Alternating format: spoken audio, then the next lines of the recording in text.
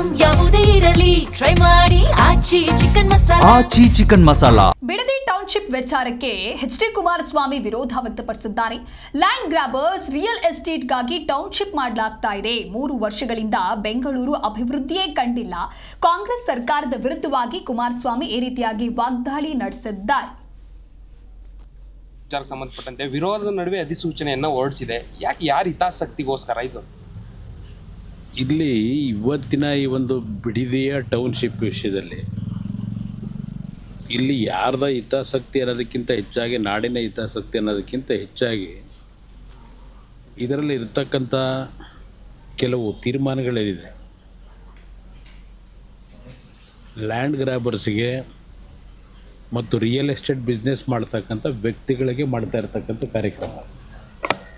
ಅವರು cabinet note ಇಟ್ಟಿರ್ತಕ್ಕಂಥದ್ದನ್ನೇ ನಾನು ಬಹುಶಃ 17ನೇ ತಾರೀಕು ನಿಮಗೆ ಸುದೀರ್ಘವಾಗಿ ಎಲ್ಲ ವಿಷಯಗಳನ್ನ ಪ್ರಸ್ತಾಪ ಮಾಡ್ತೀನಿ.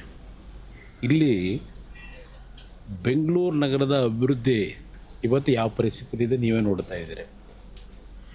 ಬೆಂಗಳೂರಿನ ಅಭಿವೃದ್ಧಿಗೆ ಕಳೆದ 3 ವರ್ಷದಲ್ಲಿ ಈ ಸರ್ಕಾರ ಯಾವುದೇ ರೀತಿಯ ಒಂದು ಸ್ಪಷ್ಟವಾದಂಥ ದಿಕ್ಕಿನಲ್ಲಿ ಬೆಂಗಳೂರಿನ ಸಮಸ್ಯೆಗಳನ್ನು ಪರಿಹರಿಸ್ತಕ್ಕಂಥ ನಿಟ್ಟಿನಲ್ಲಿ ಇವತ್ತು ಕಾರ್ಯಕ್ರಮ ಇಲ್ಲಿ ಏನೂ ನೋಡಲಿಲ್ಲ.